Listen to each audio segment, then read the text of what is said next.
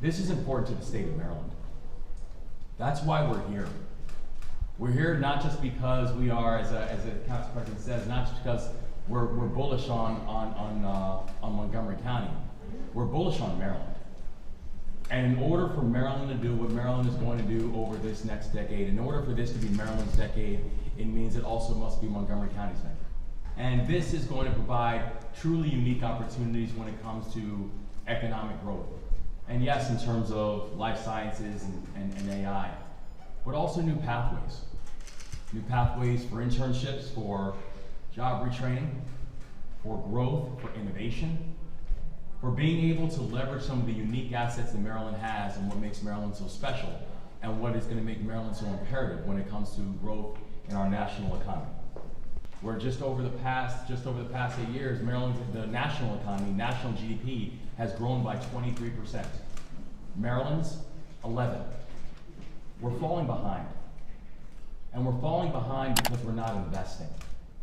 This is a unique opportunity to show that we can be bold, we can be innovative, we can invest and not be reckless. This is the type of project that we know will have outsized impact, outsized returns.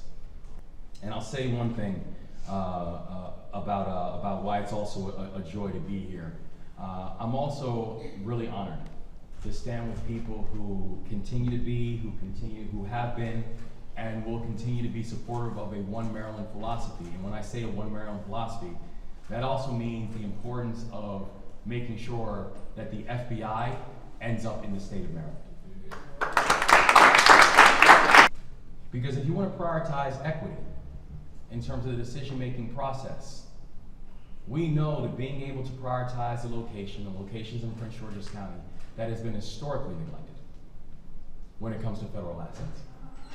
Despite being the most affluent majority African-American county inside of this entire country, has still yet to find itself in the front of the line when it comes to being able to provide federal supports.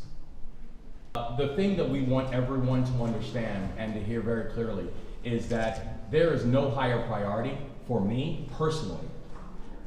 There's no higher priority for our administration, and there's no higher priority for our state to make sure that the guidelines that were laid out by the federal government and that are going to be decided on by GSA and the FBI, that they follow those guidelines. And not only do we think that by measure of opinion, the US Congress agrees with that. We know that. And so we know that the decision is imminent, we know the decision is coming quickly. But I want people to hear from me very clearly. There is no higher priority for me. There's no higher priority for this state.